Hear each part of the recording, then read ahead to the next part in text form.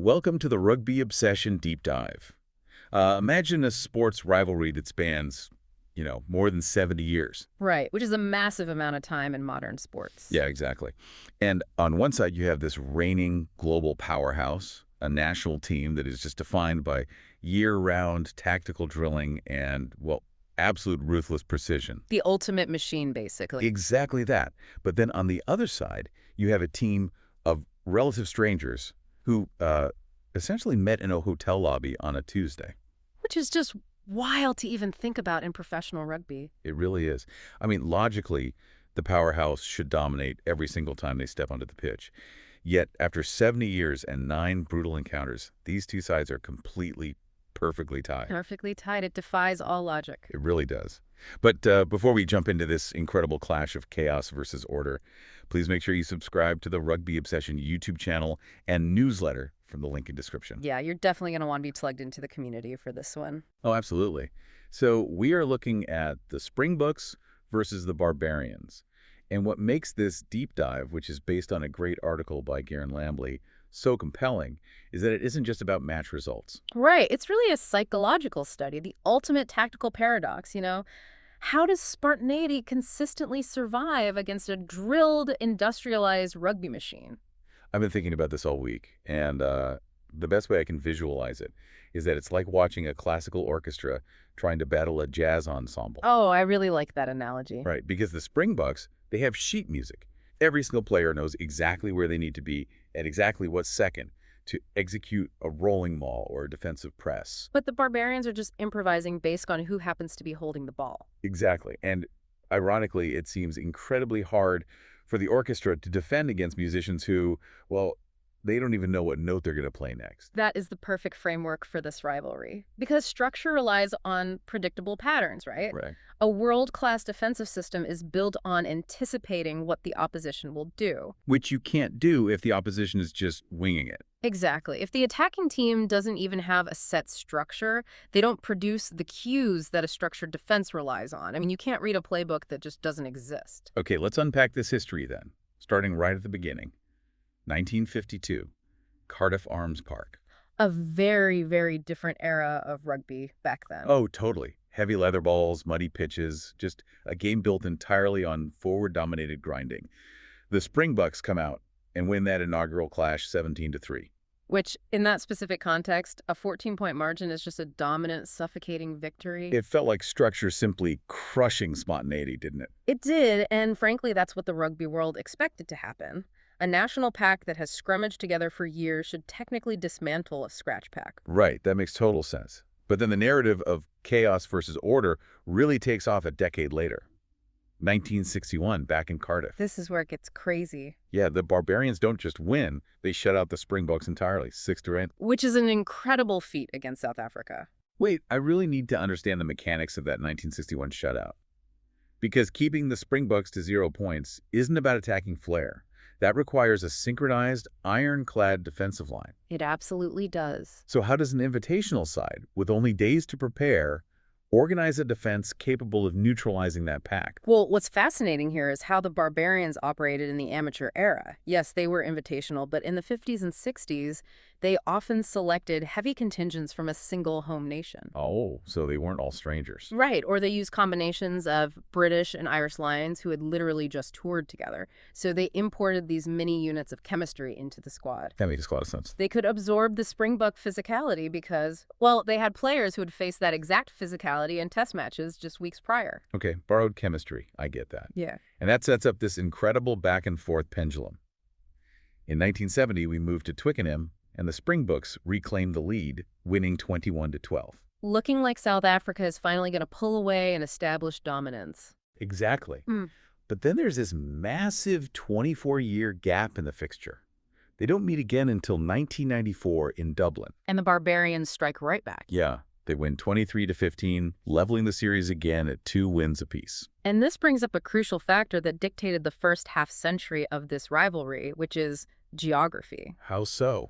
If you look at those first 4 encounters, Cardiff, Cardiff, Twickenham, Dublin, the Springboks were exclusively playing away games. They were constantly dealing with the travel, the Northern Hemisphere weather, and the crowds. Crowds that universally adopt the Barbarians as the romantic underdog, right? Exactly. Yeah. The Barbarians essentially enjoyed a pseudo-home field advantage for over 60 years. Wait, I have to push back on that a bit. You can't just blame the location. I mean, the Springboks are world-class travelers. They win World Cups away from home. That's true, they do. They're built to go into hostile territory and thrive.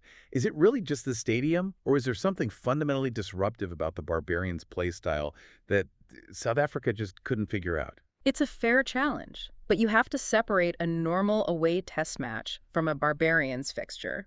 When South Africa plays England at Twickenham, it's a tactical chess match. It's predictable hostility. Okay, I see where you're going. But when they play the Barbarians, the psychological pressure is entirely asymmetrical. The Springboks carry the weight of a nation. They have to win. Whereas the Barbarians carry zero national pressure. Exactly. If they lose, it's just an exhibition. If they win, they are legends. That incredible freedom allows them to take massive risks, quick tap penalties from their own goal line, outrageous offloads. Risks that a traditional test team would never take because they have absolutely nothing to lose. Spot on. And when those high-risk plays actually connect, the crowd feeds off it, and the momentum becomes incredibly difficult to stop, regardless of how drilled your defense is. Which perfectly explains the absolute explosion we see when the sport turns professional. As we hit the 2000s, fitness levels skyrocket, attacking structures evolve. Logic dictates the amateur spirit team should get blown off the park after 60 minutes by a conditioned Springbok squad. But that isn't what happens. The scoreboards just start lighting up. In 2000, in Cardiff, South Africa wins an absolute shootout, 41-31. That match really signaled a shift. The Barbarians thrived on broken play, and South Africa realized they couldn't just rely on set-piece dominance anymore. They had to prove they could run with them. But the Barbarians just adapted and, well, gripped the rope tighter. They bounced back with back-to-back victories at Twickenham. In 2007, they take a 22-5 win, and then in 2010, they edged the Springboks 26-20. Which is a huge moment. Suddenly, for the very first time, the jazz ensemble has the overall lead over the orchestra, 4-3. Unbelievable. And that sets the stage for the climax of the Northern Hemisphere era, November 2016, Wembley Stadium. The 31-31 draw. Let's really dig into this because a draw in rugby is a statistical anomaly in itself. It is incredibly difficult for two teams to finish with the exact same scoreline. It really is, given how points are accumulated. So how does a match between these two specific philosophies end in a dead heat? Who actually controlled that game? Honestly, neither of them did, and that's the beauty of it. That 2016 match was the ultimate manifestation of chaos balancing out order. How so? Well, the mechanics were fascinating. The Springboks would meticulously build a lead. They'd use their structured kicking game for territory, establish a driving line out, and just grind out points. Doing everything right by the textbook. Exactly. But then the Barbarians would erase a 10-point deficit in 3 minutes of absolute madness. They wouldn't build phases. A turnover on their own 22-meter line would instantly turn into a chip and chase, 2 blind offloads, and a try under the posts. Wow. So the Springboks couldn't pull away because you just can't outstructure a team that refuses to play within a structure. Right. They traded blows for 80 minutes, resulting in absolute tactical gridlock. The pendulum was dead center. Neither team could move it. I want everyone listening to drop your thoughts in the comments on that specific dynamic. Does structure eventually suffocate flair? Or does a lack of structure naturally short-circuit a highly organized defense? Let us know what you think. It's a fantastic debate to have. It really is. And before we pivot to how this entire dynamic fundamentally shifted in the modern era, please remember to subscribe to the Rugby Obsession YouTube channel and newsletter from the link in description. Your support allows us to keep bringing you these deep dives into the mechanics of the sport we all love. We really appreciate it. So we've established that for over 60 years, the Barbarians had the geographical upper hand. Every match was a Northern Hemisphere affair. But recently, that entire narrative flipped, and it changed the complexion of the rivalry completely. It really did. This is where the statistics get wild. Yeah. Let's talk about the 2025 Cape Town clash, June 28, 2025. This date is historically massive. The first time they ever played on South African soil. Exactly. They brought the Barbarians into the Springboks' backyard at Cape Town Stadium. And here is where it gets really interesting. Garen Lambley points out a brilliant anomaly in his article. I love this stat. After that Cape Town match, The overall win record sits at exactly 4 wins apiece, with 1 draw, perfectly tied. But the Springboks hold a massive advantage in total points scored.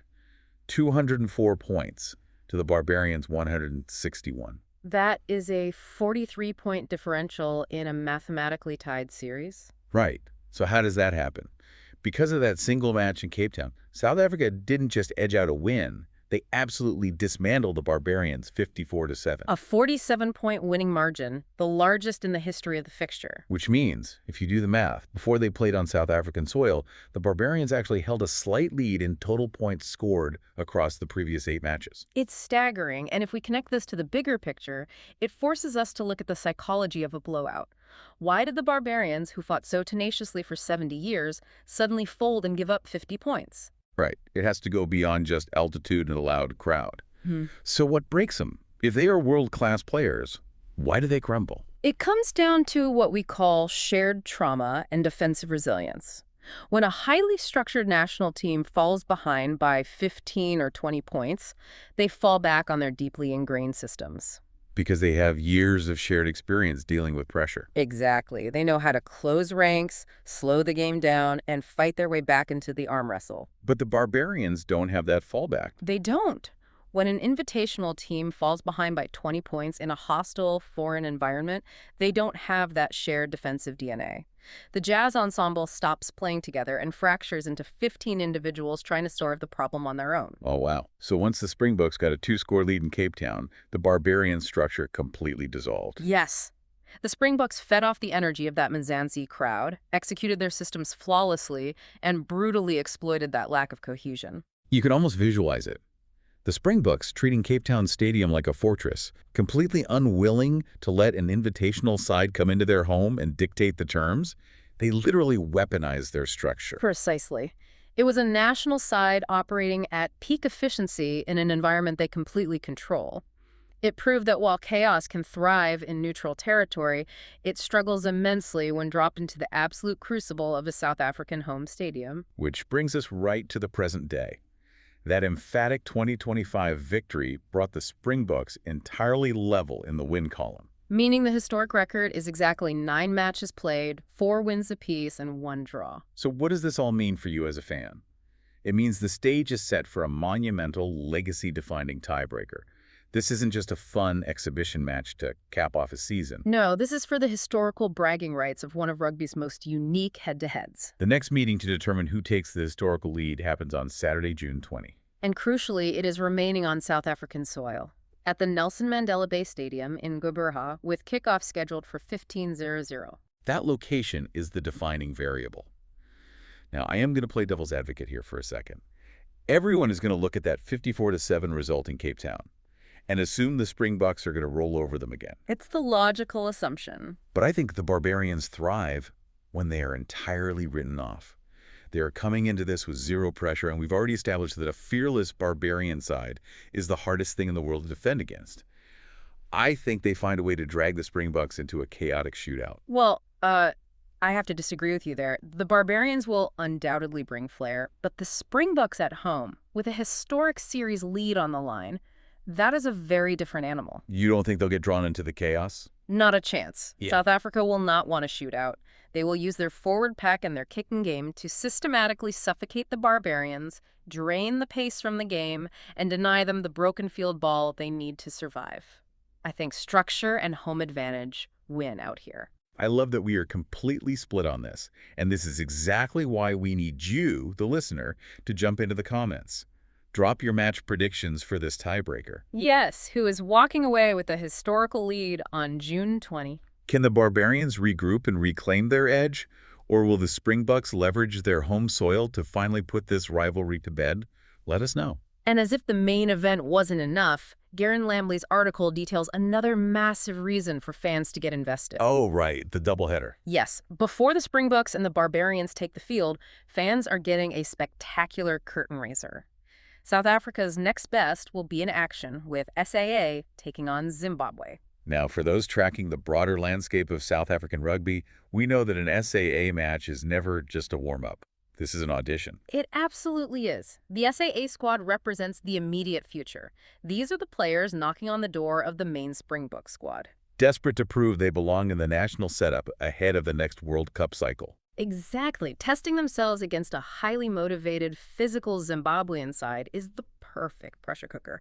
It sets a ferocious, highly competitive tone for the entire afternoon. It is a full day of top-tier rugby with massive long-term implications on the line. I want to know your thoughts on the SAA squad as well. Who are you watching closely? Who do you think is going to break through and make a statement against Zimbabwe? Get in the comments. As we wrap up this analysis, there is a final thought I want you to mull over. Lay it on us. The Barbarians are, by definition, a fleeting entity. Their roster rotates constantly. They are built on brief, intense periods of bonding.